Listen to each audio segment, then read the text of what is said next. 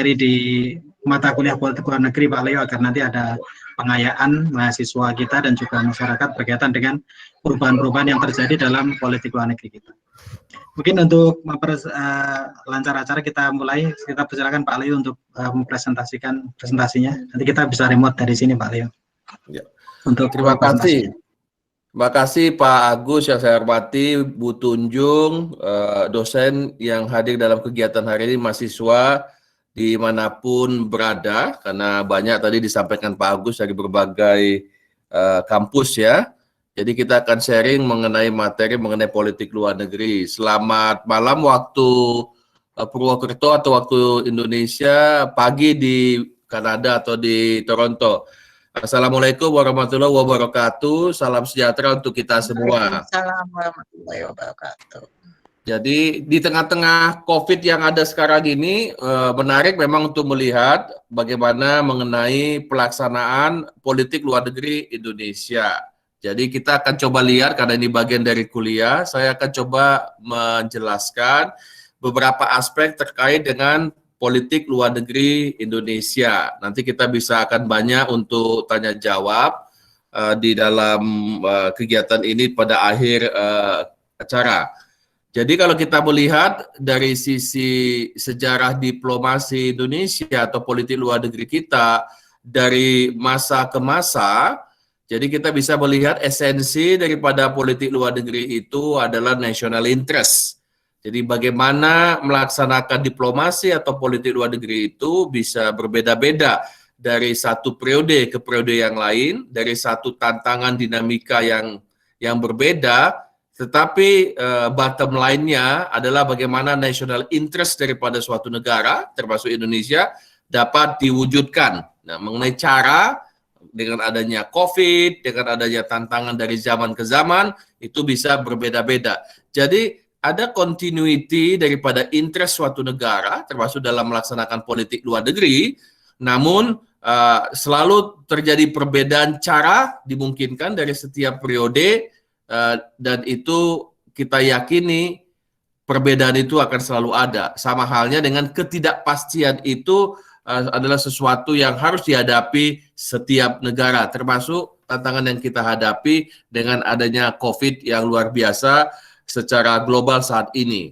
Nah, kalau kita lihat sejarah diplomasi kita, jadi kita bisa melihat mulai dari sejak kita merdeka, kemudian juga Kementerian Luar Negeri lahir 2 hari kemudian, tanggal 19 Agustus tahun 45, berbagai perjanjian yang kita lalui pada masa perjuangan kemerdekaan, mulai dari Linggarjati, KTT Non-Blok, Konferensi Asia Afrika, KMB, kemudian bagaimana juga Wakil Presiden kita Hatta menyatakan prinsip politik yang bebas aktif pada bulan September 48. Nah, kita harus memahami bahwa Indonesia yang lahir pada tahun 45 telah menyatakan dirinya sebagai negara yang menjalankan platform prinsip politik luar negeri yang bebas dan aktif. Karena kondisi geografis kita dan keadaan yang ada pada waktu itu menyebabkan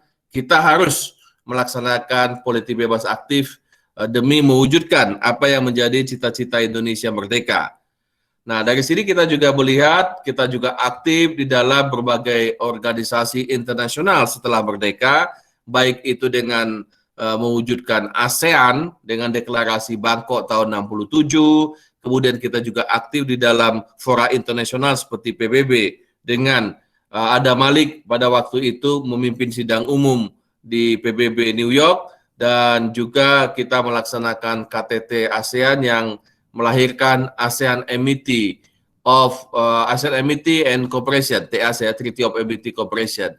Nah, dengan perjalanan singkat sejarah ini, kita secara konseptual melihat bahwa politik luar negeri Indonesia itu didasarkan pada tiga dasar, landasan ideal Pancasila, kemudian konstitusional itu ada di Undang-Undang Dasar 45, jadi ada alinea keempat di pembukaan yang menjadi dasar konstitusi daripada politik luar negeri, dan ada juga di pasal 11 dan 13 di Undang-Undang Dasar tahun 45. Bergerak dari dua landasan ideal dan konstitusional ini, kita melihat landasan operasional dari politik luar negeri itu berbagai macam. Jadi ada undang-undang yang mengatur mengenai hubungan luar negeri tahun 99, jadi Undang-Undang Nomor 37, bagaimana perjanjian internasional, melihat bagaimana pembangunan jangka panjang kita dari 2005-2025, kemudian juga secara konkret bagaimana dilaksanakan oleh kementerian dengan adanya keputusan presiden atau peraturan presiden. Ini beberapa yang menjadi rujukan untuk landasan politik luar negeri RI. Nah, kalau kita melihat ke belakang di era Presiden Joko Widodo, bagaimana politik luar negeri ini dipersepsikan atau dikonsepsikan dalam tahun 2015, 2019, dan 2019 sampai dengan 2024 yang akan datang. Jadi bagaimana politik luar negeri ini harus memberikan manfaat bagi rakyat yang membumi. Ya, jadi mengedepankan kerja diplomasi dengan memperhatikan kebutuhan rakyat. Jadi esensi pernyataan Presiden Joko Widodo menunjukkan kembali bahwa national interest itu menjadi penting ketika kita menjalankan politik luar negeri. Jadi untuk mengetahui politik luar negeri suatu negara di dunia ini dalam politik global, kita bisa melihat bagaimana interest negara tersebut. Jadi kembali penekanannya dalam perspektif politik luar negeri, national interest itu menjadi sesuatu yang sangat penting. Nah, dengan pernyataan Presiden ini, Menteri Luar Negeri Republik Indonesia, Ibu Retno L. Marsudi, menyatakan di awal kabinet di 2019, bahwa prioritas politik luar negeri kita itu bertumpu pada 4+1. Jadi itu disebutkan dalam pernyataan Menlu Retno Marsudi, bagaimana prioritas +1 ini. Jadi untuk prioritas politik luar negeri dalam 5 tahun ini, 2019 sampai 2024, itu adalah penguatan diplomasi ekonomi. Jadi ini tujuan-tujuan demi kemakmuran rakyat seperti di dalam pembukaan tadi. Kemudian penguatan diplomasi perlindungan. Jadi apa yang dilakukan untuk perlindungan warga negara Indonesia di luar negeri, tidak hanya pada era COVID, namun juga sebelum itu, penguatan diplomasi kedaulatan, masalah-masalah yang kita hadapi di perbatasan, peran Indonesia di kawasan dan global, baik itu di organisasi regional maupun organisasi internasional, dan +1-nya adalah penguatan infrastruktur diplomasi. Jadi ini yang menjadi prioritas kalau kita melihat warna yang dijalankan di dalam politik luar negeri kita dalam 5 tahun ini nantinya. Nah, kalau kita ambil pokok-pokoknya di tiap aspek tadi, kalau kita bicara diplomasi ekonomi, di mana kepentingan nasional kita di situ. Jadi bagaimana kita mencoba menguatkan pasar domestik di Indonesia dan menerobos peluang-peluang di pasar non-tradisional. Jadi mitra dagang kita yang disebut tradisional, misalnya yang selama ini hanya dengan Amerika Serikat, RRT, atau Eropa Barat, kita mengharapkan ada terobosan ke negara-negara non-tradisional, apakah itu di Asia Selatan, di Afrika, Eropa Timur, atau Amerika Latin misalnya. Jadi ini untuk menguatkan kepentingan ekonomi Indonesia. Berbagai perundingan dagang dilaksanakan dalam rangka mendapatkan manfaat bagi ekspor Indonesia ataupun kerjasama ekonomi perdagangan dengan mitra-mitra. Kita juga mencoba menarik investasi dari luar untuk masuk ke Indonesia, karena bagaimanapun untuk pembangunan Indonesia, investasi ini penting. Jadi kita tidak bisa hanya mengharapkan investasi di dalam negeri, tetapi juga dari luar negeri juga. Jadi makanya ekspor-impor harus terjadi, tapi investasi yang outbound sifatnya dari luar ke Indonesia juga dibutuhkan di dalam pembangunan. Persentase yang ada untuk outbound investment ataupun yang kita harapkan dari luar negeri saat ini belum tinggi. Jadi kita mengharapkan untuk pembangunan ke depannya kita juga bisa mendapatkan inbound maupun juga bagaimana Indonesia melakukan kegiatan outbound investment ke luar negeri. Nah, ini beberapa kepentingan strategis yang dilakukan Indonesia dan itu diwujudkan bagaimana kita menguatkan diplomasi ekonomi. Nah, selanjutnya terkait dengan apa yang terjadi, nanti kita bisa lihat di tengah COVID ataupun di luar COVID. Bagaimana upaya perlindungan warga negara di luar negeri. Nah, kita bisa melihat upaya-upaya dilakukan baik dengan aplikasi oleh Kementerian Luar Negeri maupun lewat website atau media sosial pengintegrasian data WNI di luar negeri. Jadi karena beberapa data WNI di luar negeri ada di Kemenaker atau BNP 2 TKI pada masa lalu, ada juga di Kementerian Hukum dan HAM, di Direktorat Jenderal Imigrasi, dan di Kementerian Luar Negeri. Nah, ini kita coba mengintegrasikan termasuk kerjasama yang dilakukan dengan Kementerian Dalam Negeri, dengan Dukcapil untuk pendataan WNI di luar negeri. Nah, beberapa hal juga terkait dengan pengelolaan aspek-aspek keimigrasian dan juga edukasi publik. Jadi terutama untuk pekerja migran Indonesia, bagaimana dapat melakukan pelaporan diri secara online lewat portal Peduli WNI ataupun di perwakilan kita yang ada di luar negeri. Jadi kita bisa mengetahui kehadiran warga negara kita yang tinggal ataupun bekerja di luar negeri apabila membutuhkan perlindungan atau aspek-aspek lain, kita dapat menyampaikan secara tepat kepada mereka. Nah, untuk aspek yang prioritas yang ketiga itu berhubungan dengan diplomasi kedaulatan. Jadi kita mendengar bagaimana upaya menjaga keutuhan negara kesatuan Republik Indonesia itu juga menjadi perhatian di dalam politik luar negeri kita. Berbagai perjanjian perbatasan dengan Indonesia dilakukan, diselesaikan dengan negara tetangga untuk menentukan batas-batas wilayah kita. Karena ada beberapa batas-batas yang mungkin masih membutuhkan penyelesaian kedua pihak dan perlu diselesaikan di dalam kerangka diplomasi kedaulatan ini.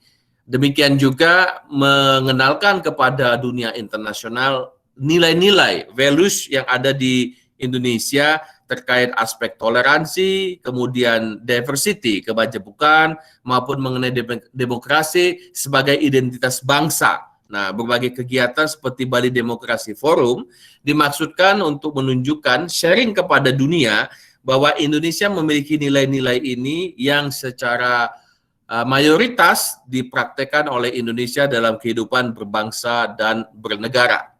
Sementara untuk aspek yang keempat, ini berhubungan dengan engagement Indonesia di dalam peran kita di berbagai organisasi regional ataupun global. Kita sudah terpilih mendapatkan kepercayaan dengan perjuangan, dengan diplomasi, dukungan banyak pihak dan mitra-mitra Indonesia, kita menjadi anggota tidak tetap Dewan Keamanan pada periode 2019-2020. Masalah-masalah global di dalam 2 tahun ini menjadi perhatian Indonesia di Dewan Keamanan PBB. Ini merupakan satu kepercayaan kepada Indonesia untuk juga terlibat secara global di PBB. Demikian juga beberapa waktu lalu kita juga sudah terpilih menjadi salah satu anggota di dalam Human Rights Council untuk 2020 dan 2022. Baru-baru ini kita juga terpilih menjadi anggota di dalam ECOSOC. Jadi kita juga diminta berkiprah di bidang ekonomi ataupun sosial budaya di tingkat global lewat organisasi PBB. 2 hal yang menjadi perhatian kita ke depannya hingga 2024 bahwa kembali Indonesia akan memegang sebagai ketua untuk ASEAN pada tahun 2023. Demikian juga pada tahun yang sama kita akan menjadi tuan rumah ataupun ketua G20, negara-negara G20. Jadi ini merupakan salah satu peluang sekaligus tantangan bagaimana kita akan memberikan nilai tambah dalam keketuaan Indonesia baik di forum ASEAN ataupun forum global seperti G20. Sementara untuk aspek yang tambahan tadi, infrastruktur diplomasi, itu juga Kementerian Luar Negeri melakukan berbagai upaya reformasi, demikian juga menguatkan infrastruktur yang ada di dalam maupun di luar negeri, termasuk pelatihan sumber daya manusia agar kita bisa maksimal melaksanakan kegiatan politik luar negeri ini. Nah, selanjutnya kita akan coba melihat bagaimana di tengah-tengah COVID ini upaya diplomasi yang dilakukan oleh Kementerian Luar Negeri ataupun Indonesia terhadap warga negaranya. Jadi pada bulan Maret 2020 ketika semakin merebak COVID ini secara global, Menteri Luar Negeri telah melakukan arahan khusus melalui video conference ke semua kedutaan besar kita, konsulat jenderal ataupun konsulat kita untuk memastikan perlindungan bagi WNI di tengah-tengah merebaknya virus COVID ini. Dan dalam video conference lanjutan di bulan April, Menteri Luar Negeri juga, Indonesia merupakan salah satu negara yang aktif di beberapa forum dalam telekonferensi mengenai COVID di International Coordination Board, menyampaikan bahwa kita mengharapkan adanya kemitraan dan sinergi terhadap lalu lintas manusia antar negara agar tidak terganggu supply and demand dari rantai pasokan makanan, kemudian juga obat-obatan dan alat kesehatan. Karena setiap negara melakukan lockdown, membatasi pergerakan orang sehingga bisa mengganggu distribusi yang ada ataupun tadi berhubungan dengan obat-obatan dan alat kesehatan. Jadi di sini disampaikan kembali bagaimana ada sinergi karena COVID ini harus ditangani semua negara, tidak bisa yang bersifat self-interest satu negara saja. Jadi kita membutuhkan kemitraan dan kerjasama. Demikian juga dalam pertemuan ASEAN, Menteri Luar Negeri menyampaikan bagaimana hasil-hasil pertemuan komitmen ASEAN dan juga mitra-mitra ASEAN, ASEAN Plus 3, terkait dengan menangani perlindungan warga negara termasuk pekerja migran kita di luar sesuai dengan protokol kesehatan yang berlaku. Jadi ini juga menjadi inisiatif Indonesia termasuk mengusulkan semacam ASEAN Response Fund untuk di kegiatan ASEAN dalam menghadapi COVID ini. Nah, dalam kesempatan yang terpisah, Presiden Indonesia juga, Presiden Joko Widodo menyatakan bahwa ASEAN harus bersatu dalam menangani pandemi ini. Jadi disampaikan bahwa ASEAN juga harus memiliki protokol khusus untuk menangani pandemi di perbatasan. Jadi perbatasan ASEAN, bagaimana kita mencegah penyebaran dari COVID ini ke negara-negara ASEAN, tapi sekaligus juga memastikan lalu lintas barang tetap lancar, perlindungan warga negara ASEAN tetap terlaksana, dengan koordinasi negara-negara mitra kita. Ini beberapa yang kita lakukan, arahan dari pimpinan yang ada di Indonesia, bagaimana kita menangani COVID bagi warga negara dan negara-negara mitra kita. Tetapi rekan-rekan dosen dan mahasiswa sekalian, juga kita melihat, kita juga melakukan evakuasi WNI di beberapa negara, sesuai dengan kemampuan kita, dan kebijakan negara setempat. Jadi seperti halnya Kanada juga, mereka melakukan evakuasi yang dimungkinkan, namun tidak bisa dilakukan di semua negara karena kondisinya mungkin tidak bisa dilakukan seperti itu. Nah, kita melakukan evakuasi di bulan Februari, awal-awal merebaknya di RRT, 238 WNI kita yang sifatnya sukarela. Ada juga WNI yang tidak mau melakukan evakuasi dengan kepentingan pribadi atau masalah kesehatan. Kita juga melakukan evakuasi terhadap ABK di kapal 359 orang di akhir April lalu, dan juga di bulan Mei kita melakukan evakuasi terhadap warga negara kita di Pasifik Selatan, tepatnya di Fiji dengan pesawat Hercules TNI AU. Ini beberapa contoh yang kita lakukan dengan kesepakatan negara sahabat, bagaimana kita melakukan upaya evakuasi terhadap WNI kita. Di sisi lain, seluruh perwakilan kita di luar negeri juga melakukan upaya-upaya perlindungan, ya, baik dalam bentuk dukungan logistik kepada masyarakat yang rentan, yang sangat membutuhkan atau yang sangat terkena dampak daripada COVID ini, terkena dampak akibat lockdown. Jadi case by case seluruh perwakilan melakukan kegiatan-kegiatan perlindungan terhadap WNI di luar negeri. Nah, untuk informasi yang terkini, setidaknya mengenai COVID yang terkena untuk warga negara Indonesia di luar negeri, per tanggal 17 Juni yang lalu, ini juga bisa dipantau di website Kemlu, ada sebanyak 1.058 orang dari 40 negara. Nah, kondisinya saat ini 682 orang itu telah sembuh total dalam kondisi stabil. Termasuk di Kanada ada 4 WNI yang terkena dan sudah stabil kondisinya. Jadi persentase daripada kesembuhan ini mencapai 64,4%. Jadi informasi mengenai WNI yang terkena COVID yang dilaporkan di luar negeri itu dapat dipantau di website Kemlu.go.id secara berkala. Jadi ini bisa diakses secara publik. Jadi sebarannya di 40 negara sejauh ini, dan berbagai himbauan terkait perjalanan, terkait protokol kesehatan dilakukan oleh Kemlu ataupun perwakilan kita yang ada di luar negeri. Ini beberapa contoh terkait dengan COVID yang terkena untuk WNI, khususnya untuk WNI. Di lain itu, seluruh perwakilan, jadi saya mengambil contoh saja, bahwa hotline dibuka, jadi semua perwakilan kita itu memiliki jalur hotline, jadi warga negara kita bisa mengakses 24 jam, kapan saja, Sabtu, Minggu, hari libur, baik yang terkait dengan permasalahan COVID untuk dikoordinasikan, ataupun masalah-masalah isu perlindungan warga negara yang lain.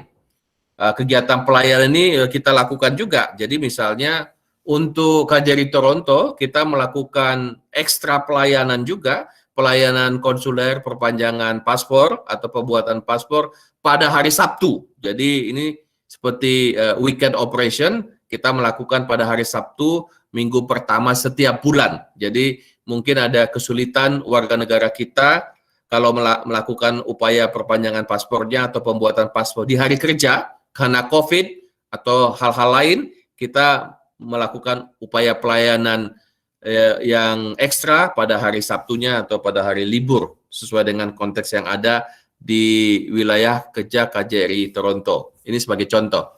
Tapi bentuk kegiatan perlindungan sampelnya rata-rata dilakukan perwakilan lain juga. Jadi terkait COVID, kita KJRI Toronto misalnya, perwakilan di Kanada salah satu melakukan upaya memberikan bantuan logistik kepada mahasiswa Indonesia. Kebetulan di Toronto banyak juga penerima beasiswa dari pemerintah Provinsi Papua. Puluhan mereka juga sedang sekolah di Toronto saat ini. Kita juga melakukan secara daring, online, baik melalui video conference dengan simpul-simpul masyarakat kita di KJRI Toronto, bagaimana penanganan COVID bagi warga negara kita, kemudian sharing informasi kebijakan Indonesia maupun kebijakan pemerintah setempat. Saat ini untuk Kanada, khususnya di Provinsi Ontario, di mana ibu kota provinsinya adalah Toronto, status emergency masih berlangsung dengan segala macam pembatasan dan belum dicabut hingga saat ini. Jadi masih dipantau, mereka melakukan reopening ekonomi pada tahap kedua di beberapa tempat, namun untuk Toronto belum memasuki tahap kedua dari 3 tahap yang ditentukan oleh pemerintah setempat. Nah, untuk layanan paspor, kita juga memberikan bantuan layanan paspor atau dokumen kekonsuleran lainnya kepada WNI kapan saja WNI membutuhkan, walaupun dalam kondisi pandemik ini kita melakukan pembatasan jam kerja untuk pelayanan, tapi tetap buka untuk kepentingan WNI kita. Ini beberapa gambaran. Dan terakhir, dalam paparan saya sebelum tanya jawab, kita melihat ada peluang dan tantangan di tengah COVID ini untuk pelaksanaan politik luar negeri atau diplomasi. Bagaimana akses terhadap vaksin untuk negara berkembang? Bagaimana ke depannya nanti ketika vaksin ini telah ditemukan? Bagaimana pendataan WNI kita di luar negeri, khususnya yang terdampak dengan COVID? Jadi, betapa pentingnya pendataan WNI sehingga kita bisa membantu WNI. Kadang-kadang WNI kita di luar negeri, kalau ada masalah, baru melapor. Nah, kalau misalnya tidak ada masalah, tidak melapor ke perwakilan. Jadi kita perlu data yang lebih konkret, lebih pasti, berapa jumlah warga negara kita di berbagai belahan dunia. Ketika terjadi masalah, kita bisa membuat upaya-upaya penanganan yang tepat nantinya kepada WNI kita yang di luar negeri.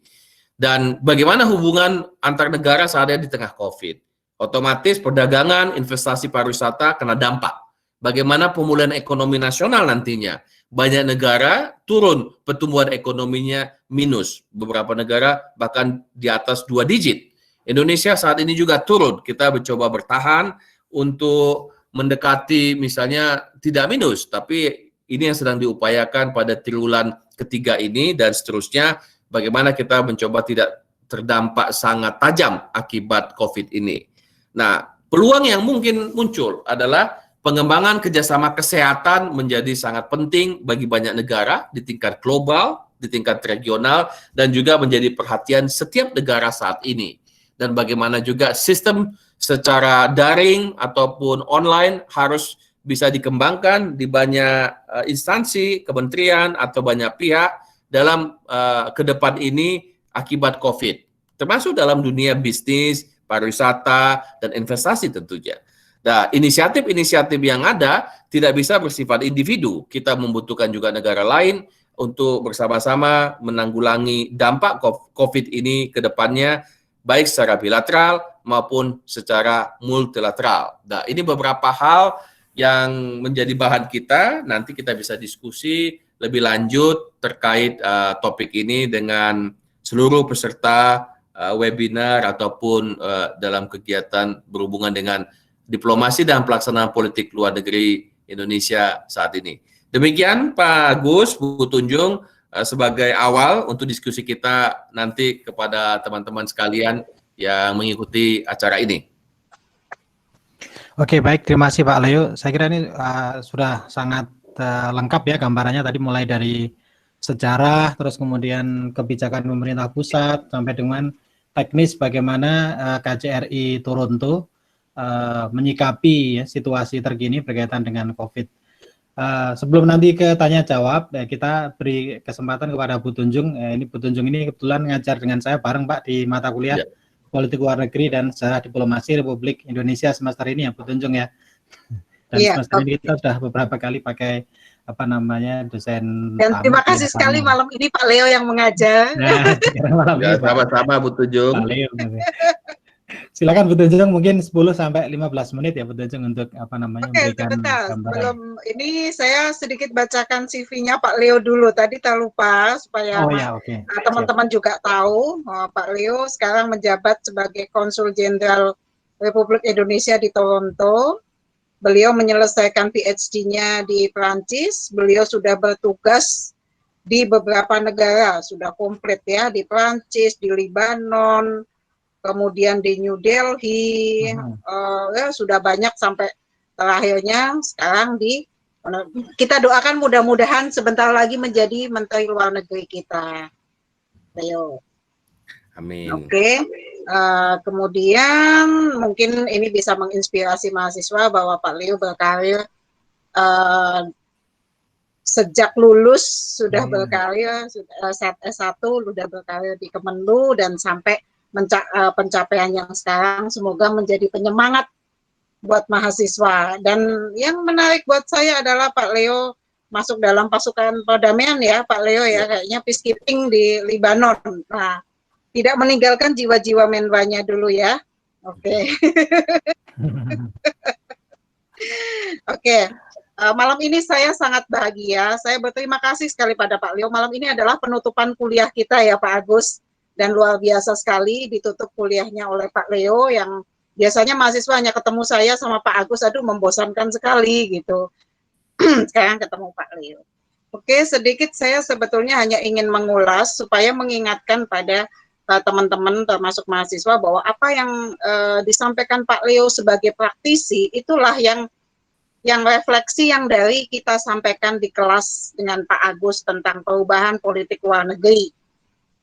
Di mata kuliah sebelumnya bahwa kita sudah mempelajari, saya mengingatkan lagi bahwa ini loh pada akhirnya Pak Leo sebagai praktisi mengatakan bahwa ini memang seperti ini prakteknya ketika negara mengalami situasi ada perubahan kepentingan, ada perubahan situasi domestik, situasi ekonomi. Nah, kita harus saling menyesuaikan. Mungkin saya hanya mengingatkan saja kepada mahasiswa beberapa faktor yang bisa mempengaruhi perubahan politik luar negeri.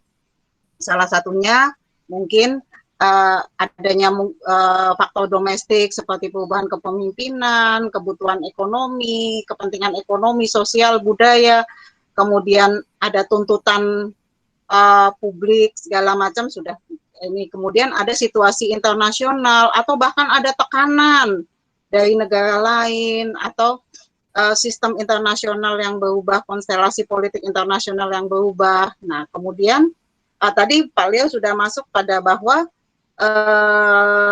negara harus merespon segala situasi tersebut, baik situasi internal maupun situasi eksternal.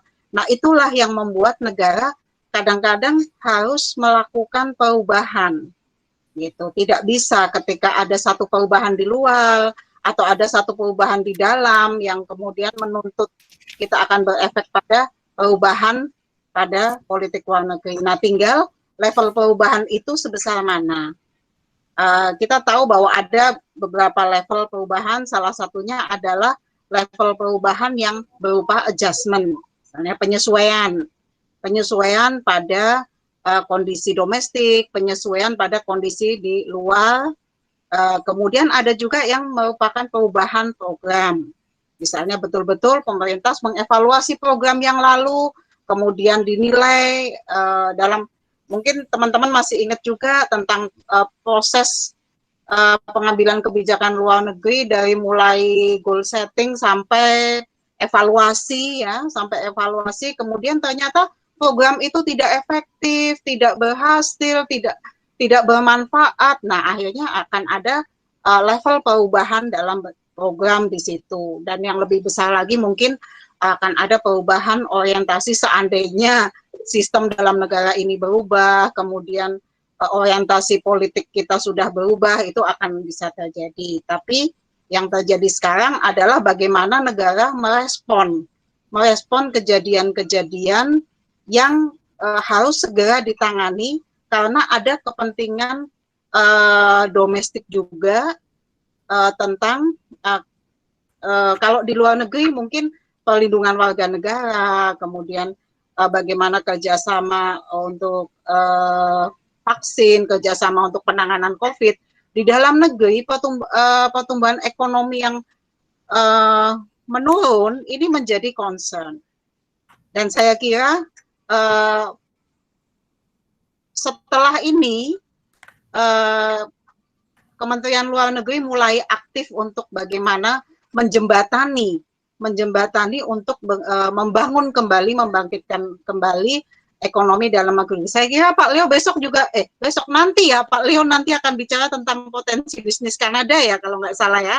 Ya, malam kalau di Kanada ya. Nanti malam ya Pak Leo, nanti malam, saya besok siang besok pagi ya, tentang bisnis Indonesia Kanada dengan Kadin misalnya. Kemudian saya lihat juga beberapa embassy lain melakukan hal yang sama. Saya kira ini juga upaya untuk bagaimana menjembatani ekonomi para pengusaha Indonesia untuk bisa kembali melakukan ekspor, menggait investor dan seterusnya untuk bisa menjalankan usahanya kembali di pasca COVID ini, karena memang banyak sekali usaha-usaha yang mengalami keterpurukan pada masa COVID sehingga harus dibangkitkan lagi, dan kerjasama internasional, kerjasama yang melalui kita di perwakilan itu sangat besar peranannya.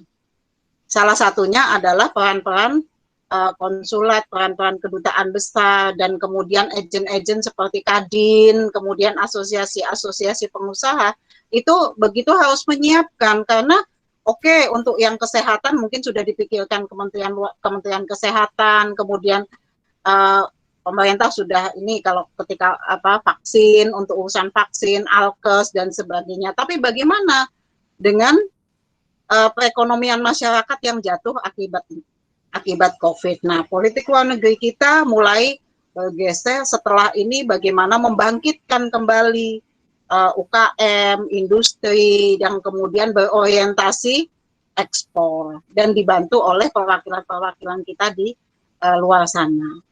Saya kira itu saja untuk menjembatani antara teori yang kita berikan di kelas dengan yang Pak Leo sampaikan sebagai praktisi. Teman-teman silakan kalau mau bertanya ke Pak Leo, ini banyak sekali pengalaman yang menarik. Mungkin di luar ini juga mungkin pasti akan ditanggapi oleh Pak Leo. Banyak sekali pengalaman-pengalaman beliau di beberapa negara. Jadi saya kira dari saya itu Pak Agus tentang perubahan politik luar negeri ini. Oke, terima kasih Bu Tunjung. Ini Pak Leo juga mungkin bisa baca di chat ya, Bu Tunjung juga mungkin nanti bisa menanggapi. Yang di chat yang sudah menulis ini namanya ada Feblinda Mutiara Dini, HI 2018. Pertanyaannya ini Pak Leo, saya bacakan ya. Apakah pemerintah sudah menyiapkan planning terkait promosi wisata ke Indonesia pasca pandemi? Jika sudah, bagaimana pemerintahan Jokowi mempromosikan kembali wisata ke negara yang lain, mengingat ada beberapa negara yang melarang warganya untuk bepergian ke Indonesia, dan Indonesia merupakan negara dengan korban COVID terbanyak di Asia Tenggara. Mungkin itu Pak Leo. Kemudian yang kedua ini ada Jabal. Salah satu sektor yang paling terkena dampak virus ini adalah sektor pariwisata, hampir sama ya. Menurut Bapak, bagaimana langkah politik luar negeri kita untuk menjalin diplomasi budaya melalui sektor pariwisata Indonesia, sehingga budaya Indonesia melalui sektor pariwisata dapat kembali menguat seperti sebelumnya? Mungkin bisa ditanggapi Pak Leo. Baik, dua yang pertama ini Pak Agus ya dari Feblinda dan Jabal. Bagus untuk pertanyaannya nih, langsung konkret mengenai pariwisata. Jadi pariwisata itu yang sangat terdampak karena mengenai perjalanan orang. Jadi setiap negara saat ini mencoba menggunakan strategi tertentu untuk kembali menarik wisatawan setelah mengalami lockdown di banyak negara selama lebih kurang misalnya 3 bulan. Mereka tentu akan mengharapkan dapat melakukan perjalanan kembali sesuai destinasi masing-masing. Khusus untuk Indonesia saat ini, negara-negara yang lain juga melakukan hal yang sama. Secara domestik, mereka akan menguatkan kembali sektor pariwisata ini dan kesiapannya dengan protokol new normal, protokol kesehatan ini. Karena upaya yang bisa meyakinkan pihak asing bahwa di negara tersebut protokol kesehatannya ketat dan memperhatikan benar aspek-aspek penanganan COVID, menentukan keputusan wisatawan asing untuk berkunjung atau tidak berkunjung ke negara tersebut. Selain juga connectivity yang ada di destinasi wisata tersebut, karena penting. Nah, kalau untuk Indonesia, Kementerian Pariwisata kita menekankan di 6 bulan kedua ini, setelah ada kampanye mengenai new normal penanganan COVID di berbagai objek wisata kita sangat mendukung ataupun mendorong wisatawan dalam negeri sebagai salah satu pilar untuk kembali menghidupkan pariwisata kita. Ini yang dalam negeri kita harapkan bisa bergerak, dan untuk yang luar negeri, destinasi yang ditonjolkan saat ini dengan kesiapan yang ada dengan konteks penanganan COVID atau korban yang ada di provinsi tersebut, kita untuk provinsi Bali itu siap dengan segala fasilitas dan penanganannya dan memiliki konsentrasi resort tertentu yang sifatnya tertutup dan mungkin juga fasilitas yang lebih lengkap dan objek-objek wisata yang sifatnya alam, yang nature, yang mungkin untuk penanganan COVID itu bisa dikampanyekan menarik bagi wisatawan asing untuk datang. Jadi modelnya bukan yang kerumunan orang banyak, festival budaya, tapi go nature, yang alam. Di luar Bali yang sedang dicoba didorong di awal-awal ini adalah di wilayah Kepulauan Riau. Jadi lokasi wisata Indonesia yang ada di Batam ataupun di sekitar Bangka Belitung misalnya, atau Bintan. Jadi itu connectivity ke Singapura. Jadi kita melihat strateginya adalah yang di perbatasan kita di wilayah Selat Malaka, khususnya di daerah Batam sekitarnya, yang connectivity-nya ke Singapura, dan Bali yang selama ini menjadi objek tujuan utama mayoritas wisatawan asing ke Indonesia. Nah, ini untuk strateginya. Nah, di luar itu, kita tentunya harus melakukan juga promosi-promosi di perwakilan mengapa mereka memilih Bali atau tujuan yang kita tawarkan dibandingkan negara lain. Nah, ini paket-paket yang sifatnya menarik, tapi harus juga menunjukkan telah dilakukan protokol kesehatan dalam kondisi new normal sama penanganan pemerintah kita terhadap COVID. Nah, itu akan mencoba untuk bisa menarik kembali wisatawan yang ada. Nah, terkait dengan tadi disampaikan Bu Tunjuk, kan ada dampak kepada perdagangan, investasi, dan pariwisata. Jadi, ini semua pasti akan mengalami dampak. Jadi, kita akan melihat tadi bagaimana Kementerian Pariwisata dan Kementerian Teknis. Jadi, ini harus it takes two tango, tidak hanya untuk promosi di luar, tapi kesiapan infrastruktur kita di dalam. Jadi itu diperlukan juga dilakukan di Indonesia. Nah, ini beberapa hal yang bisa saya sharing. Kira-kira tadi terkait dengan pariwisata, apa yang bisa dilakukan. Jadi penekanannya tentunya objek yang ditekankan akan berbeda sebelum pandemi COVID dan setelah ini. Kalau misalnya pandemi sebelum COVID, kita bisa melihat mungkin yang kerumunan massa yang banyak, itu mungkin tidak menjadi prioritas. Jadi opsinya mesti yang lain. Karena mereka akan melihat bagaimana nanti protokol kesehatannya, social distancing-nya, safety prosedurnya, ataupun dampak bagaimana penanganan COVID di negara tersebut. Jadi banyak aspek yang sifatnya tidak hanya promosi di luar negeri, tapi kesiapan di dalam domestik juga untuk menarik kembali wisatawan yang ada. Khusus Kanada, dalam 5 tahun terakhir misalnya, terjadi kenaikan dari 87.000 orang setiap tahun, puncaknya 2019 tahun lalu, 103.000. Tapi kita akan coba melihat ke depannya terjadi penurunan di triwulan pertama, karena adanya lockdown juga menjelang triwulan kedua, ini mungkin akan turun juga nanti jumlah wisatawan untuk tahun ini. Tapi itu juga terjadi di semua negara. Ini gambaran saya untuk teman-teman yang terkait tadi penanganan pariwisata ataupun tadi upaya-upaya yang sifatnya daring atau online, ini sangat menentukan. Jadi digital aspek dalam berbagai kehidupan kita saat ini menjadi lebih menonjol di era nantinya pasca pandemik ini. Demikian tanggapan awal Pak Agus, Bu Tunjung, terkait dua pertanyaan yang berhubungan dengan aspek pariwisata. Oke, ini masih ada pertanyaan lagi Pak Leo, tapi mungkin Bu Tunjung bisa memberikan tanggapan sedikit berkaitan dengan pariwisata, karena ini kan di juga salah satu kajiannya Bu Tunjung juga ya, pariwisata juga. Nanti sebelum ke pertanyaan selanjutnya, ini dari Ciko Pak Leo. Ya. Silakan Bu Tunjung mungkin beri tanggapan sedikit. Oke, ya, pariwisata merupakan salah satu sektor yang terdampak luar biasa ya. Dan karena pariwisata ini sebuah sektor yang multiplier efeknya juga besar, artinya itu banyak sektor juga yang terdampak gitu. Karena entah perhotelan, entah kuliner, sampai ke souvenir, sampai ke travel agent segala macam. Karena memang dalam bidang pariwisata ini memang multiplier efeknya luar biasa, sehingga terdampaknya juga tidak hanya ke destinasi saja, tapi pasti ke sektor-sektor yang lain. Dan ini memang mungkin agak pekerjaan yang sangat berat ya untuk pariwisata, kemudian juga untuk perwakilan-perwakilan kita di luar sana untuk meyakinkan orang. Tapi yang pasti di dalam dulu harus dibenahi, karena pengalaman yang kecil saja kemarin diuji coba di sini, di Purbalingga dibuka 1 hari kemudian ditutup lagi. Karena tidak bisa menjaga social distancing, kemudian protokol COVID itu tidak bisa dijalankan.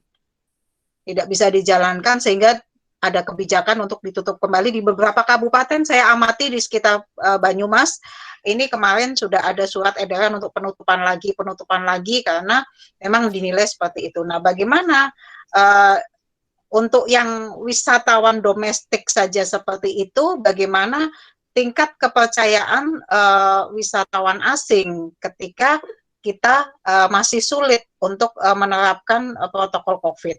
Setidaknya itu harus ada di semua pihak, tidak hanya di pengelola destinasi saja, tapi di semua sektor yang terkait hotel, restoran, kemudian souvenir dan semua yang ada di terkait di sektor pariwisata harus menerapkan itu. Kalau tidak, ya tingkat kepercayaan masyarakat internasional untuk mau berwisata lagi ke Indonesia agak sulit. Memang ini mungkin tidak mudah ya, butuh waktu yang agak lebih lama untuk membangkitkan ini, termasuk harus dibangun juga kesadaran warga setempatnya juga, termasuk wisatawan lokal. Karena wisatawan asing nanti takut lihat wisatawan lokal tidak social distancing, ya kan? Nah, jadi seperti itu saya kira kita semua harus dukung lah. Artinya kita pun sebagai akademisi, mahasiswa bisalah melakukan sosialisasi sebelum tempat-tempat wisata itu akan dibuka lagi, melakukan sosialisasi sehingga bisa hidup kembali pariwisata itu. Saya kira itu Pak Agus. Oke, terima kasih. Saya kira pariwisata ini jadi isu ya, jadi sektor yang paling terpukul ya. Setelah itu baru transportasi dan yang lainnya. Oke, ini ada pertanyaan lagi Pak Leo, ada Baik. 2 pertanyaan ya. Yang pertama dari Ciko ini mengenai bagaimana efektivitas politik luar negeri bebas aktif ya. Sementara Presiden memiliki orientasi politik yang berbeda-beda. Mungkin digabung saja dengan pertanyaannya Mbak Nova ini dari Peradaban. Bagaimana sikap luar negeri Indonesia terhadap isu kemanusiaan selama pandemi COVID-19 ini terjadi? Mungkin silakan Pak Leo. Baik, untuk Ciko sama Nova. Jadi di sini kalau tadi saya jelaskan mengenai perjalanan berbangsa dan bernegara Indonesia, kita harus melihat akarnya kenapa Hatta menyatakan bahwa Indonesia dengan posisi geografis kita dan cita-cita Indonesia dibentuk pada tahun 45 bahwa kita perlu politik luar negeri yang bebas aktif. Karena apabila kita tidak bebas aktif, kita akan sulit untuk mewujudkan tujuan nasional kita. Jadi bisa saja pemimpin setiap negara ikut pada blok tertentu atau orientasi politik luar negeri tertentu dengan segala konsekuensinya. Segala konsekuensi terjadi, apakah blok barat, blok timur. Tapi untuk konteks Indonesia dan perjalanan sejarah kita, bahwa ketika ada penekanan yang di luar bebas aktif, itu akan menyulitkan kita mencapai tujuan nasional. Nah, kembali tadi, tiap negara di dunia, kalau secara konsepsi politik luar negeri, kita bisa melihat perspektif untuk realis, kita bisa melihat perspektif untuk pluralis, atau perspektif globalis. Jadi, tidak ada salah benar di dalam politik luar negeri. Sekarang bagaimana caranya untuk mencapai kepentingan? Kalau kita lihat penekanan yang sangat state-centric atau self-interest atau realis penekanannya oleh Presiden Trump saat ini, Presidennya Amerika Serikat mungkin memikirkan itu cara yang terbaik bagi Amerika Serikat mewujudkan national interest-nya saat ini. Itu salah satu contoh. Tapi kalau misalnya ada negara lain menekankan aspek pluralis di dalam menjalankan politik luar negeri atau kebijakan luar negerinya, mungkin negara tersebut melihat kerjasama yang equal antar banyak negara akan lebih mewujudkan kepentingan nasionalnya. Jadi tiap negara akan bisa, atau ada negara tertentu ingin bermain sebagai global leader di tengah-tengah pandemi ini. Mungkin kepentingan nasionalnya akan tercapai kalau dia menggunakan perspektif globalisme di dalam pasca COVID ini nantinya. Jadi kalau kita melihat di sini untuk Ciko, untuk mengenai politik luar negeri, siapapun yang menjadi presiden Indonesia, bahwa Indonesia itu memiliki landasan ideal Pancasila dan konstitusi Undang-Undang Dasar 45 yang di pembukaan yang tidak akan berubah. Jadi bottom line-nya adalah kalau kita dalam menganalisis politik luar negeri suatu negara termasuk Indonesia, melihatnya adalah apa yang menjadi kepentingan nasional negara tersebut. Ya, jadi itu cara melihatnya. Angle-nya mau dari realis, pluralis, globalis, itu bagaimana cara menjelaskan dengan argumen dan bukti yang ada. Tetapi national interest, sekali lagi, apa yang dinyatakan oleh Hans Morgenthau itu di Politics Among Nations, struggle yang ada adalah struggle mengenai national interest di banyak negara. Nah, bagaimana kita menjalankan diplomasi politik luar negeri adalah mewujudkan kepentingan nasional. Jadi presiden kita dari periode waktu ke waktu bisa berbeda-beda caranya untuk mencapai tujuan itu. Esensi tetap sama. Jadi ada continuity di dalam upaya mewujudkan kepentingan nasional, tapi perubahan itu adalah sesuatu yang pasti. Tantangan yang berbeda itu pasti ada. Jadi itu kita melihat bagaimana politik luar negeri yang dijalankan oleh berbagai presiden Indonesia dari masa ke masa. Nah, terkait di sini pertanyaan untuk Alfian, bagaimana mengenai output input untuk investment. Otomatis dengan kondisi yang ada, terbatasnya pergerakan manusia, investor yang harus melakukan perjalanan melihat prospek atau peluang investasi di negara lain itu menjadi terhambat. Jadi itu otomatis memiliki dampak. Yang kedua, kondisi resesi yang dialami di banyak negara dapat menyebabkan investor yang memiliki uangnya wait and see. Dia tidak langsung mengirimkan ataupun berkomitmen untuk investasi ke luar negeri.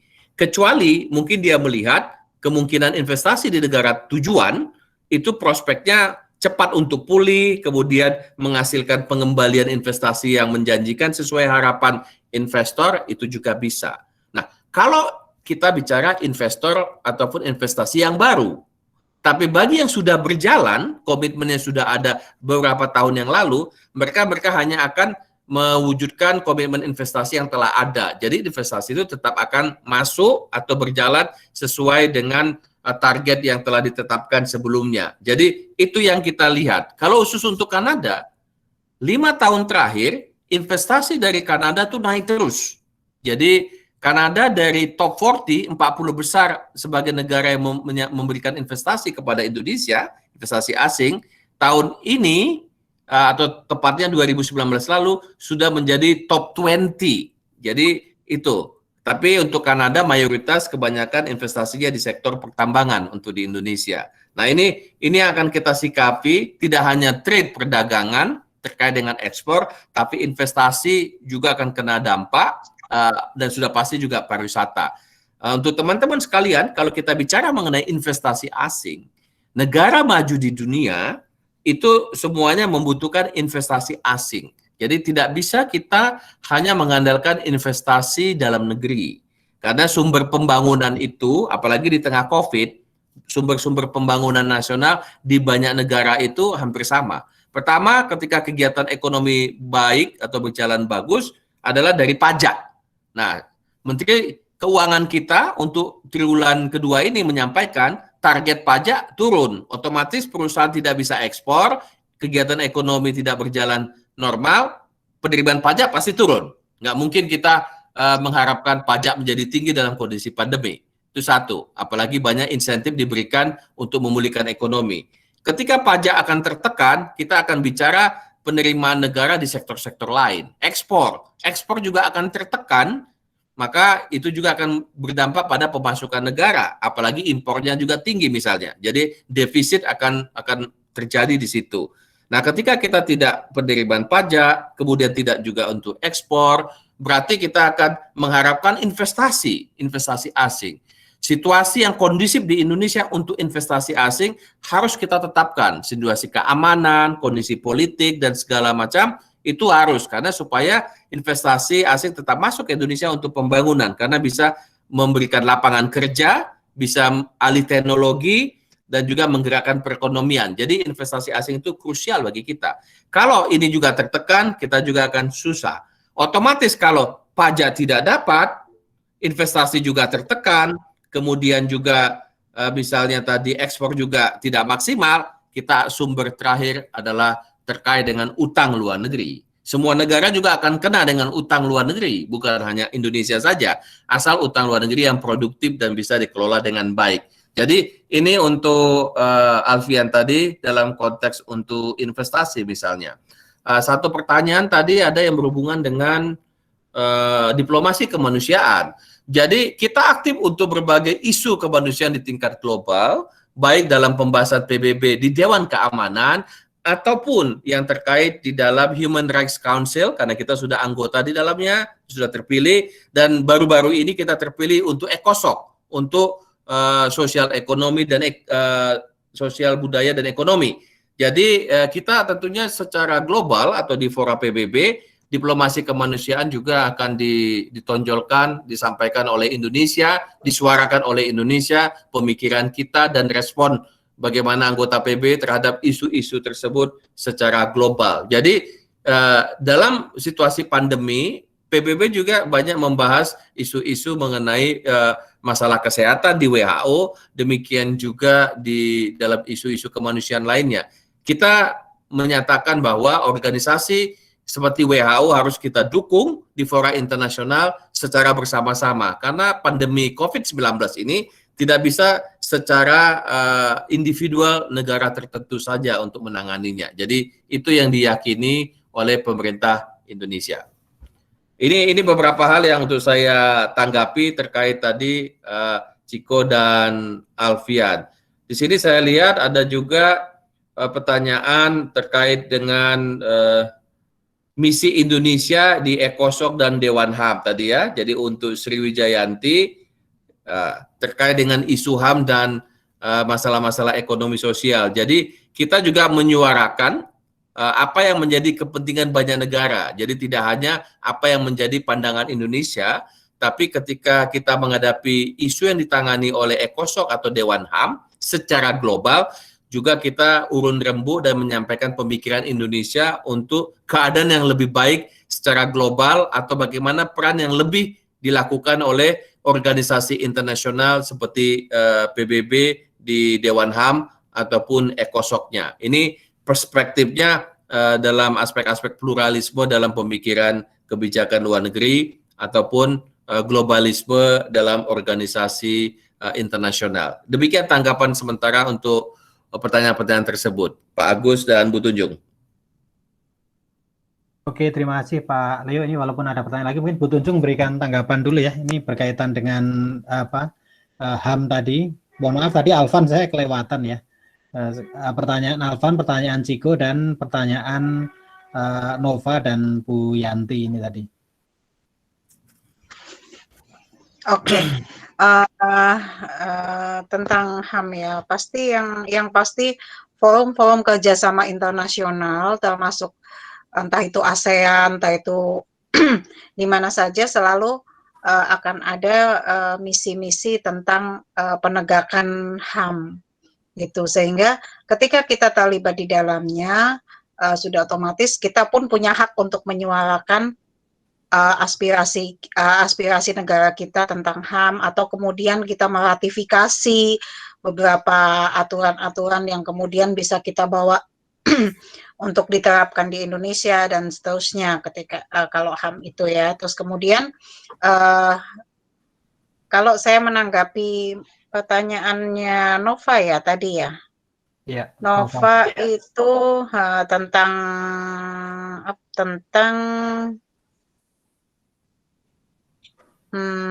sebentar.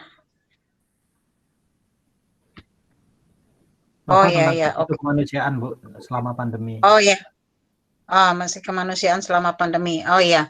Nah di situ kalau tadi Pak Leo sudah menjelaskan bahwa isu kemanusiaan selama pandemi COVID ini terjadi. Yang jelas isu-isu ini itu tetap menjadi misi-misi kemanusiaan kita di luar negeri pun tetap berjalan ya, seperti program-program Kementerian Luar Negeri tentang menjaga perdamaian gitu ya, kan tetap kita politik luar negeri kita kan tetap aktif menjaga perdamaian, kemudian menjalankan misi-misi kemanusiaan. Selain memang kita sendiri juga harus menjalin kerjasama untuk misi-misi kemanusiaan ini secara aman gitu ya. Dalam pandemi COVID ini kan aksi-aksi kemanusiaan itu pun tetap harus peduli pada protokol COVID juga. Jadi saya kira semuanya hanya tetap berjalan, hanya mungkin ada berbagai perubahan yang merespon atau menyesuaikan kondisi.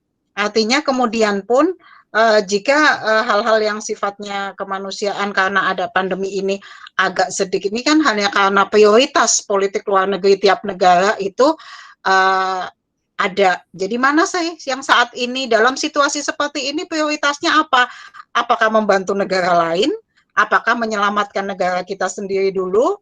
Atau bagaimana? Atau kita bersama-sama bekerja sama dengan negara lain untuk sama-sama membangun, menyelamatkan di era pandemi ini. Tapi yang pasti jelas semua aturan protokol-protokol di masa pandemi tetap harus dijalankan, termasuk isu-isu kemanusiaan, misi-misi untuk mengedukasi masyarakat tentang pandemi, tentang keselamatan, tentang keamanan semua orang itu tetap dilakukan baik melalui dalam forum-forum internasional. Tahun lalu dibantu oleh NGO, saya kira masih seperti itu. Nova, saya kira cukup. Oke, Pak Agus sudah, saya kira saya. Oke, terima kasih Bu Tunjung. Ini masih ada pertanyaan lagi Pak Leo, mungkin Pak Leo juga bisa baca ini. Dari Yulia, ini alumni kita Pak, sekarang di Unhan. Dia sekarang sedang kuliah S2 di Unhan, saya kira mau selesai ya, udah mau selesai. Dan satu lagi dari Pak Arya dari USTJ Jayapura ini Pak. Dari Yulia itu bagaimana ASEAN Center of Military Medicine dapat menjadi regional platform dalam mitigasi pandemi, terutama di wilayah perbatasan yang berkaitan pula dengan pertahanan negara. Kemudian satu lagi berkaitan dengan Pak Arya ini pertanyaan tentang George Floyd kemarin itu Pak, dan rasisme yang saat ini meningkat tensinya dan menjadi seksi untuk diangkat, yaitu isunya terutama ini karena di Papua ya, isu Papua ini saya kira ini jadi isu untuk diplomasi kita di hampir di semua negara ya Pak ya. Apakah dua kebijakan dan cara pandang baru terkait kasus Papua di era baru ini gitu. Silakan. Baik Pak Agus, saya bahas dulu mengenai masalah terkait dengan ASEAN Yulia, ASEAN Center Military Medicine. Tadi saya sampaikan bahwa kita mencoba dengan negara-negara ASEAN, Presiden Joko Widodo telah menyampaikan secara telekonferensi bagaimana pemimpin ASEAN membahas wilayah perbatasan kita dengan negara-negara anggota ASEAN ini untuk menangani pandemi. Jadi supaya tidak ada penyebaran virus COVID secara meluas melalui perbatasan. Infrastruktur yang ada di ASEAN itu dimaksimalkan untuk penanganan COVID karena ada komitmen, dan usul yang baru dari Indonesia, Menlu telah menyampaikan adanya ASEAN Fund untuk penanganan pandemi COVID-19 ini bagi negara anggota ASEAN, termasuk dengan mitra ASEAN Plus 3-nya. Jadi ada ASEAN Plus 3 yang kita bermitra dengan beberapa negara lain. Jadi tentunya platform yang sudah ada akan dioptimalkan untuk kerjasama dalam penanganan COVID, termasuk juga center yang sudah ada yang berhubungan dengan militer ataupun obat-obatan dalam konteks ini. Jadi itu akan dimaksimalkan. Tadi disampaikan ini kaitannya dalam diplomasi kemanusiaan juga. Indonesia itu masuk dalam 11 negara yang tergabung di International Coordination Group yang komitmennya dengan WHO secara voluntary untuk memberikan sampel terkait dengan COVID ini, penanganan COVID, untuk penemuan atau uji coba beberapa vaksin untuk COVID ini. Jadi komitmen Indonesia dengan negara yang lain, termasuk juga Kanada di dalamnya, ada juga Brazil dan sebagainya, itu bekerjasama menggunakan platform WHO yang ada untuk menemukan vaksin dan bagaimana distribusinya. Yang kita harapkan terkait dengan diplomasi kemanusiaan ini adalah akses yang sama terhadap obat-obatan, vaksin COVID, dan juga alat kesehatan. Jadi kan bisa terbayang kalau misalnya vaksin ditemukan, tapi hanya untuk negara maju. Nah, bagaimana dengan negara yang tidak punya teknologi atau ahlinya, sementara mereka juga mengalami korban akibat COVID. Nah, equal access ini bagi semua negara, termasuk negara berkembang atau negara yang membutuhkan, itu dibahas secara global. Dan juga bagaimana kita mengoptimalkan organisasi yang nangani kesehatan dunia seperti WHO bisa maksimal. Di tengah-tengah tekanan, Amerika Serikat tidak memberikan kontribusinya untuk WHO saat ini karena ada prioritas yang berbeda bagi Amerika Serikat. Nah, ini yang kita harapkan dengan diplomasi kemanusiaan ataupun yang terkait dengan akses tadi. Kemudian tanggapan untuk Arya mengenai yang berkembangnya di Amerika Serikat tentang isu rasisme. Jadi kita bisa melihat ada perbedaan antara isu rasisme yang ada Black people di Amerika Serikat dengan isu Papua. Jadi memang mungkin ada kepentingan tertentu untuk mencoba mengambil momentum ini. Tapi apa yang terjadi dengan isu rasisme di sana, kalau kita lihat lesson learned di Indonesia, ketika kita sudah pernah memiliki presiden yang wanita, kemudian kita juga memiliki Menlu pertama yang wanita, banyaknya juga wanita di parlemen, kemudian juga keterwakilan dari Provinsi Papua di berbagai aspek politik dan berbangsa bernegara di Indonesia, konteksnya itu berbeda. Jadi tidak bisa disamakan dengan kasus yang ada di Amerika Serikat. Jadi setidaknya kita dalam hal demokrasi, dalam rangka HAM, kita sudah memberikan contoh bagaimana yang kita lakukan. Ya, tapi kalau misalnya ada isu-isu yang berbeda, penegakan hukum atau yang lain, itu ada PR-PR yang memang harus kita laksanakan ke depannya bagi pemerintah, bagi institusi kita untuk menjadi keadaan lebih baik. Tapi kita sudah punya misalnya komisioner HAM sendiri, kemudian Indonesia itu maju mencoba memperbaiki, kita itu working in progress, nilai yang kira-kira bisa kita terapkan untuk kehidupan berbangsa bernegara di Indonesia, kita adopsi sesuai kondisi kita. Kita tidak statis. Apa yang kita alami sejak 97-98 sampai ke tahun ini, banyak perubahan dan dinamika. Tapi nggak bisa selesai. Amerika Serikat yang sudah merdeka 200 tahun aja masalahnya banyak. Masih belum selesai. Apalagi kita belum ratusan tahun merdeka. Jadi, tapi ada keinginan untuk reform, untuk berubah bagi bangsa kita. Jadi, kita mengharapkan tentunya apa yang lebih baik untuk Indonesia, belajar pengalaman negara lain, itu tidak terjadi di kita. Jadi, saya pikir kita harus melihat konteksnya yang berbeda, isu yang berbeda, apa yang dialami di Amerika Serikat, ataupun di negara lain misalnya gitu ya. Jadi itu tanggapan saya terhadap Arya mengenai isu rasisme yang ada ya. Jadi yang penting secara konstitusi tidak ada perbedaan itu dilakukan di Indonesia, tapi bagaimana kita bersama-sama sebagai bangsa Indonesia, Sabang sampai Merauke, bahwa Indonesia itu meyakini keanekaragaman itu adalah suatu keniscayaan.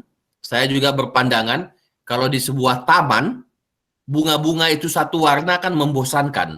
Tapi kalau bunga-bunga itu beraneka ragam, indah sekali taman itu. Itulah Taman Indonesia. Nah, kalau kita yang setuju dengan the founding father Indonesia, kita menyatakan Indonesia itu tidak satu warna sejak 45. Komitmen bersama, itu kita wujudkan hingga saat ini. Tapi nggak semua 100% mungkin setuju dengan pemahaman itu. Tapi mayoritas penduduk Indonesia sudah berkomitmen bahwa Bhinneka Tunggal Ika itu adalah Indonesia. Jadi itu kira-kira keindonesiaan kita. Jadi saya harap kalau kita semua sepakat dengan itu, permasalahan yang dialami di Amerika Serikat tidak akan terjadi di Indonesia. Ya itu harapan kita gitu ya. Jadi tidak gampang mewujudkan itu, tapi itulah nilai yang ada di bangsa kita di Indonesia yang perlu kita jaga terus-menerus dari satu generasi ke generasi. Itu komitmen the founding fathers kita. Makanya Indonesia Raya 17 Agustus 45 berdiri. Nah, itu yang komitmen kita. Nah, di sini saya melihat ada juga sekalian tanggapan untuk Haritz mengenai soal PLN ya. Ini apa nih namanya? Saya pikir Haritz ini konteksnya nih PLN ini mengenai ada angka-angka yang naik ya PLN di Indonesia ya mungkin ya konteksnya mungkin biaya-biaya atau apa. Kalau diminta perbandingan dengan di Kanada untuk Haritz, kalau dalam kondisi COVID tadi negara banyak mengeluarkan biaya dari kas negara untuk warganya untuk menjaga ekonomi dan kesehatan. Termasuk untuk Kanada. Kanada akan mengalami defisit yang tajam, mengalami pengeluaran yang banyak untuk masalah-masalah dukungan logistik sosialnya. Dikeluarkan. Tetapi kita perlu lihat juga, Kanada itu penduduknya kurang dari 40 juta dan kelas menengahnya tinggi, kekuatan ekonominya tinggi. Jadi Indonesia nggak bisa harus mengikuti apa yang dilakukan negara seperti Kanada. Kalau kita harus dukung sampai dengan 300 juta orang, nanti ambruk ekonomi kita secara nasional, nggak bisa bangkit lagi kan susah. Jadi itu case by case kemampuan ekonomi negara dalam memberikan dukungan logistik ataupun penanganan COVID, masalah kesehatan di negara masing-masing, termasuk memulihkan ekonomi. Nah, kalau misalnya di Kanada, biaya listriknya itu disubsidi juga oleh pemerintah Kanada. Kalau di Kanada, biaya per kilowatt hour-nya listrik berbeda tiap jam. Tiap jam. Jadi jam misalnya jam sibuk akan lebih mahal kalau misalnya di jam kerja dipakai, tapi kalau di jam yang tidak sibuk harganya beda sen-sennya. Itu sistem di Kanada. Tapi kebijakan pemerintah Kanada ketika COVID dibuat semua flat indeksnya sama indeks terendah untuk semua jam. Untuk semua jam. Tapi tidak dimaksudkan jadi gratis ketika COVID selesai masa emergensi kembali normal. Jadi cuma menunda yang sekarang nanti disesuaikan kembali di belakang. Kalau semua digratisan ya susah juga pemerintah Kanada juga gitu ya. Jadi esensinya bagaimana mengelola, membantu di era sulit, di masa lockdown, di masa emergensi, itu yang dilakukan oleh pemerintah Kanada yang terkait tadi masalah PLN-nya Kanada. Kalau Aris Bita dibandingkan dengan Indonesia, akan berbeda konteksnya ya. Jadi saya tidak bisa menanggapi lebih lanjut yang di Indonesia, tapi kalau yang di Kanada, itu kira-kira subsidi yang diberikan mereka untuk membantu penggunaan listrik yang mungkin lebih banyak dari biasanya karena banyak orang yang stay at home misalnya gitu ya. Tapi bukan maksudnya menjadi gratis, tetap bayar. Ya, sama juga dengan pajak, mereka cuma menunda pembayaran pajaknya, menunda, bukan pajaknya jadi gratis. Nah, jadi agak beda konteksnya ya. Tapi memberikan kemudahan bagi wajib pajak dimundurkan 6 bulan. Tapi bukan solusinya pemerintah Kanada, pajaknya gratis, nggak begitu. Jadi ini bagaimana mereka memberikan kemudahan, tapi esensinya negara juga case by case melihat sesuai keuangan atau kas negara masing-masing. Demikian tanggapan saya untuk Haris. Oke, terima kasih Pak Leo. Saya nggak tahu nih Bu Tunjung tadi sepertinya sinyalnya kurang bagus, jadi tadi live atau udah masuk lagi belum ya Bu Tunjung ya? Di beberapa kali saya admit. Sudah. Ini sudah. Silakan Bu Tunjung kalau mau memberikan tanggapan berkaitan dengan rasisme ASEAN Center of Military Medicine tadi dengan kasus rasisme di Amerika. Kemudian satu lagi berkaitan dengan perbandingan antara Kanada dan Indonesia, lesson learned dari Kanada mungkin. Oh ya, kalau yang lesson learned dari Kanada sudah pasti Pak Leo valid, ya, lebih valid. Ya. Tapi untuk Yulia, apa kabar Yulia? Dia salah satu alumni terbaik kita juga. Tentang ASEAN Military Medicine ya. Ya.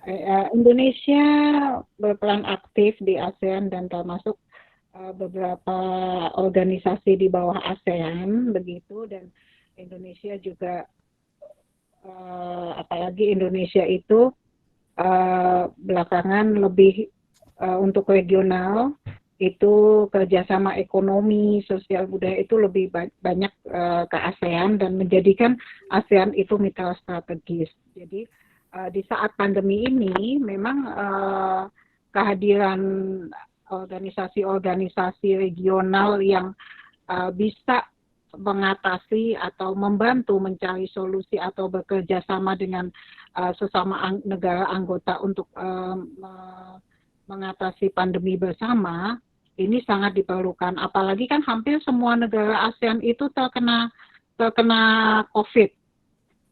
Jadi bukan tidak mungkin, itu peran penting ASEAN Military Medicine itu sangat luar biasa nantinya.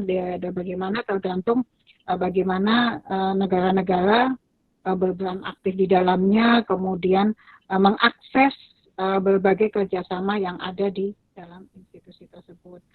Kalau kemudian rasisme yang terjadi di Papua,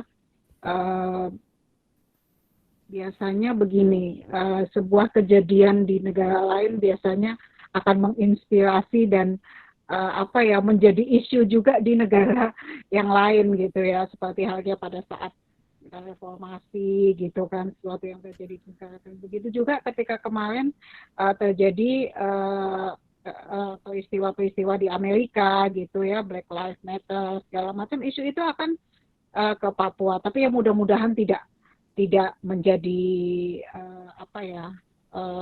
besar dan menjadi konflik yang besar, dan mudah-mudahan pemerintah bisa mengatasi. Tapi memang selama ini Papua memang menjadi harus menjadi concern buat pemerintah Indonesia untuk bagaimana menjadikan Papua itu benar-benar menjadi menyatu, terintegrasi gitu ya dalam Negara Kesatuan Republik Indonesia, dan bagaimana pemerintah memberlakukan kebijakan-kebijakan yang afirmatif terhadap warga Papua. Saya kira mungkin harus ada kebijakan-kebijakan seperti itu, Pak Agus. Saya kira itu. Oke, terima kasih Bu Tunjung. Ini kita masih ada waktu 10 menit sebenarnya. Mungkin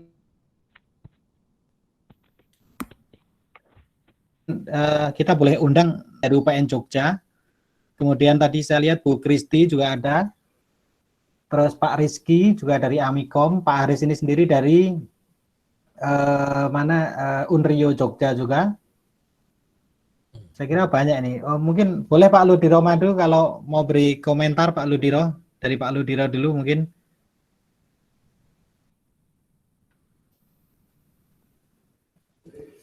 Terima kasih atas kesempatan ini, Pak. Selamat malam untuk Pak Leo. Ya, malam Pak Ludiro. Selamat malam Mas Agus, Ibu Tunjung. Ini Pak. Halo, selamat malam. Jadi berkaitan dengan. Sudah datang. Terima kasih Bu. Berkaitan dengan topik malam ini, saya ingin tahu ini Pak Leo. Berkaitan dengan Berkaitan dengan mobilitas penduduk ini.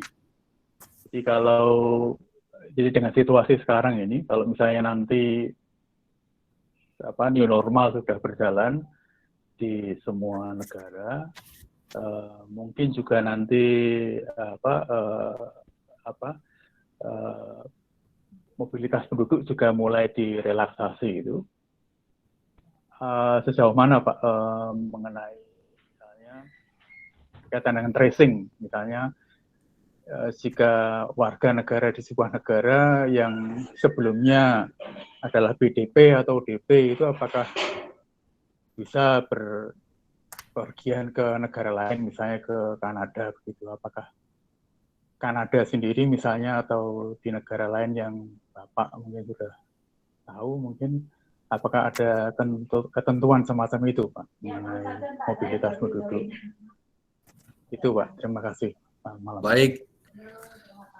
Saya langsung ya Pak Agus, ini untuk Pak Ludiro terkait mobilitas penduduk. Jadi otomatis ketika relaksasi telah dilakukan akan banyak pergerakan baik untuk tujuan untuk wisata atau bukan wisata.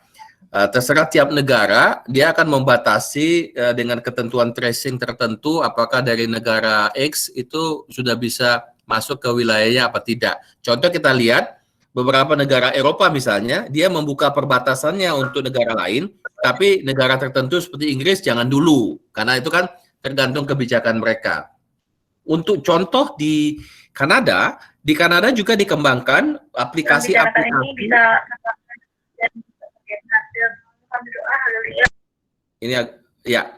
Jadi dikembangkan aplikasi untuk tracing untuk mencegah penyebaran. Jadi dikembangkan juga di Kanada dan di beberapa negara juga dilakukan aplikasi tracing ini untuk meminimalisir penyebar luasan daripada virus ini di tengah komunitas atau di tempat tersebut.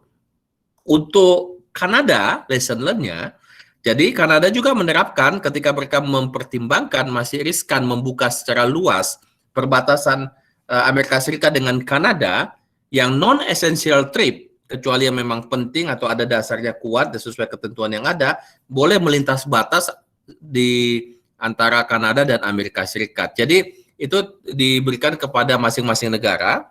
karena tingkat yang tinggi untuk Amerika Serikat, jadi Kanada juga memiliki restriksi saat ini yang belum dicabut. Jadi itu juga tentu berlaku untuk tempat-tempat yang lain gitu. Itu tanggapan saya untuk Pak Ludiro. Otomatis kan penerbangan sendiri dalam kondisi new normal ini akan menjawab juga pertanyaan dari Fauzia. Kondisi COVID membuat kita akan berbeda mulai sekarang dan ke depannya. Kita tidak bisa balik lagi ke masa sebelumnya. Pasti harus ada penyesuaian. Penerbangan harus melakukan penyesuaian, pemerintah harus melakukan penyesuaian, kehidupan kita harus menyesuaikan, khususnya ketika vaksin belum ditemukan. Jadi harus disesuaikan.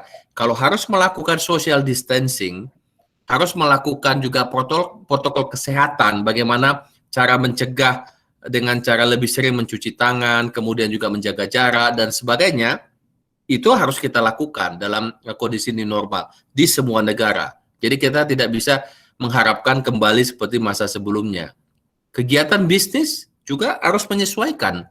Jadi nggak bisa seperti di era sebelumnya. Jadi ini beberapa penyesuaian akibat COVID ini dalam kehidupan kita untuk ke depannya. Demikian untuk tanggapan saya kepada Fauzia, sekaligus juga kepada Pak Ludiro. Oke, terima kasih Pak Leo. Ini ada Bu Kristi.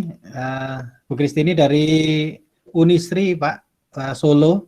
Solo. Iya. Bu Kristi mau langsung atau kita bacakan aja Bu Kristi? Boleh kalau mau langsung juga. Bu Dekan.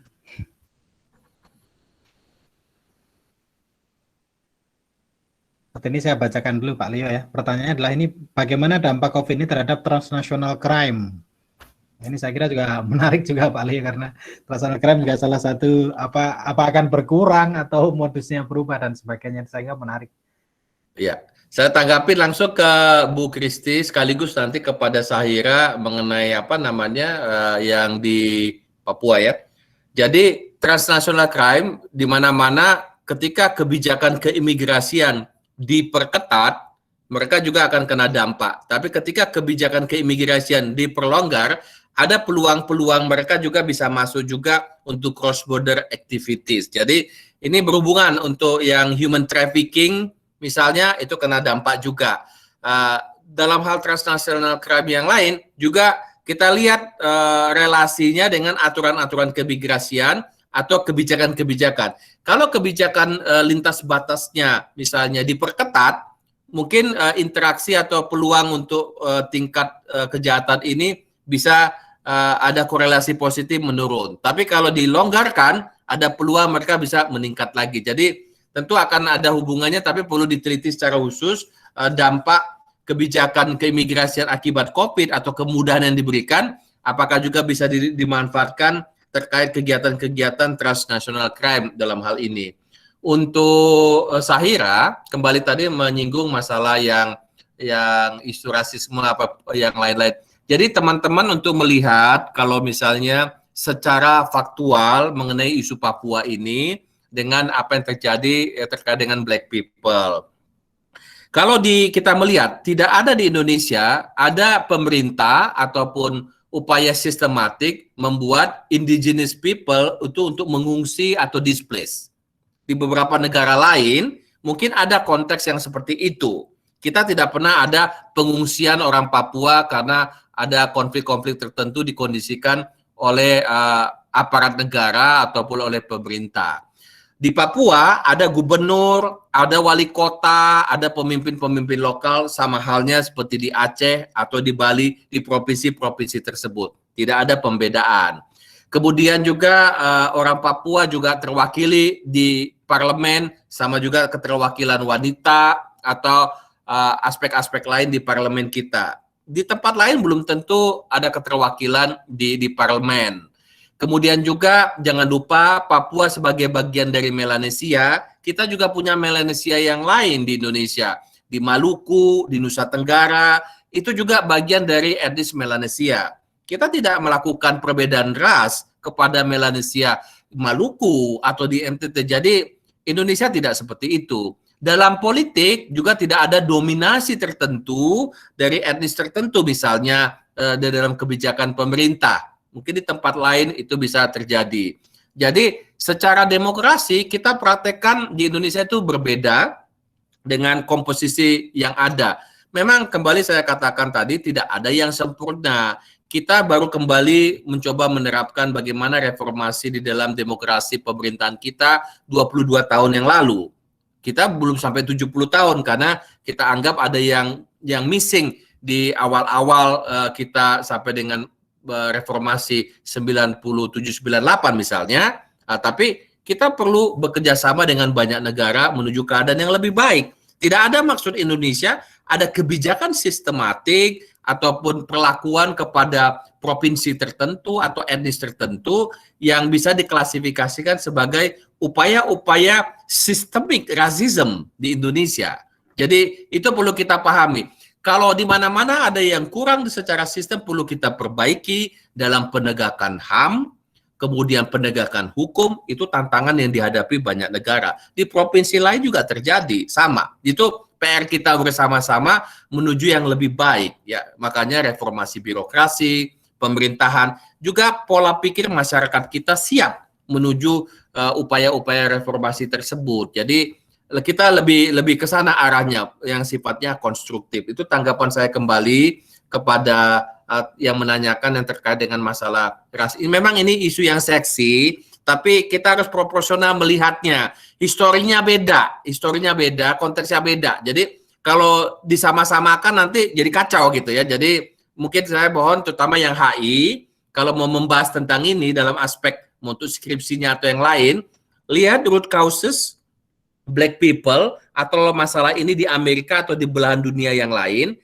yang konteks sejarahnya ada. Jadi buatlah semua itu di dalam sebuah konteks supaya lebih paham nantinya kita terhadap isu tersebut. Kalau kita samaratakan nanti jadi beda. Jadi kembali ada kepentingan di balik menyamaratakan. Jadi itu harus kita pisahkan apa data dukung atau bukti-bukti, baru kita ambil kesimpulan mengenai isu tersebut. Tapi kalau kita langsung menjustifikasi karena ada kepentingan, nanti tidak value free, nanti untuk kajian akademik atau ilmiah menjadi kurang pas ya. Tapi sepanjang ada bukti-bukti atau data dukung atau konsep teorinya terjadi, ya silakan diulas untuk isu tersebut. Itu saran saya untuk teman-teman HI yang mungkin mencoba mendalami isu yang sedang berkembang saat ini dalam konteks yang terjadi di Amerika Serikat misalnya. Baik, terima kasih Pak Leo dan rekan-rekan semua. Bu Tunjung juga ya, masih ada di sini ya. Saya kira ini waktunya juga sudah tinggal 1 menit. Ya, kita biasanya memang mulai dan tutup sesuai dengan jadwal agar mungkin teman-teman yang punya agenda yang lain, Pak Leo juga ada agenda yang lain. Karena di sana sekarang jam berapa Pak Leo? Sekarang kita 9.30 pagi waktu Toronto, Kanada. Wah, itu sebentar lagi waktu-waktu rapat itu jam 10 mungkin Pak Leo ya. Ya, habis ini saya harus kembali mengecek kantor karena saya tetap harus ngawasi walaupun ada piket, saya datang ke kantor juga ngelihat. Oke, terima kasih Pak Leo. Mungkin semua sudah cukup ya. Nanti kalau ada kita mohon izin Pak Leo untuk file presentasinya kita bagikan nanti ke teman-teman yang sudah mendaftar. Kemudian Ya, untuk teman-teman yang presentasinya silakan. Kalau ada yang masih mau email atau segala macam, ada email saya di HI Unsur atau Bu Tunjung. Kalau ada yang mau tanya sesuatu, silakan kirim lewat email. Oke, baik. Nanti kita kirimkan sekalian email Pak Leo ke teman-teman yang sudah registrasi beserta dengan file dan bagi yang memerlukan sertifikat nih, karena sekarang sertifikat itu kadang-kadang perlu, kadang-kadang enggak gitu. Ada yang bilang saya sudah nggak butuh sertifikat Pak, saya itu pertemuan webinar itu sudah seminggu bisa 5 kali, 6 kali katanya. Ya, Jadi kita sudah mengikuti. Iya, kita sudah mengikuti, kita bagus ya. Saya kira ini budaya yang bagus, kita bisa sharing dulu sulit banget untuk undang Pak Leo, sekarang ini bisa janjian, terus kemudian kita bisa ketemu dengan sederhana seperti ini ya. Dengan biaya yang lebih murah karena kita menggunakan data. Jadi saya kira perubahan-perubahan perilaku yang sebagaimana Pak Leo tadi sampaikan itu kita sudah sekarang ini sedang menuju ke arah perubahan-perubahan tersebut. Sekali lagi untuk Pak Leo kami ucapkan terima kasih juga kepada Bu Tunjung, pada rekan-rekan dosen baik dosen Unsud maupun dosen di luar Unsud. Nanti kita bisa kolaborasi mungkin untuk mengundang Pak Leo lagi atau yang lain di acara-acara lain. Kemudian para mahasiswa, baik mahasiswa UNSUD maupun luar UNSUD, para alumni juga kita ucapkan terima kasih atas kehadirannya pada malam hari ini. Mungkin kita tutup ya, Pak Leo, ada kata penutup atau? Ya silakan saja. Ini cukup saya pikir Pak Agus, Bu Tunjung, terima kasih untuk kesempatannya. Kalau selalu ada waktu saya selalu sharing karena sudah sering juga berinteraksi dengan teman-teman dosen HI seluruh Indonesia. Komitmen kita untuk teman-teman akademisi dan mahasiswa demi pengembangan SDM Indonesia yang lebih baik. Kita harus bersama-sama. Indonesia adalah negara besar, negara G20. Kita membutuhkan SDM yang kualitasnya sebagai negara besar.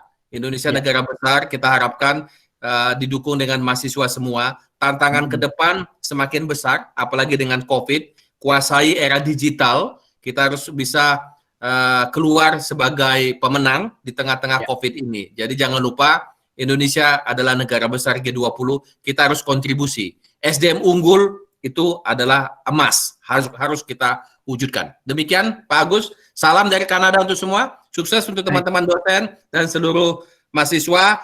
Stay safe, stay healthy, stay united. Oke, terima kasih Pak Leo. Nanti kita sekali lagi ini informasi pada teman-teman ya. Mungkin nanti kita bisa kolaborasi di pertemuan-pertemuan yang lain ya, karena saya kira kita ada kemudahan-kemudahan berkaitan dengan teknologi. Mungkin itu ya, Bu Tunjung ya. Ya, oke. Terima kasih untuk semua yang hadir. Terima kasih ya. Kita tutup ya. Assalamualaikum warahmatullahi wabarakatuh. Waalaikumsalam. Waalaikumsalam warahmatullahi wabarakatuh. Terima kasih Bu.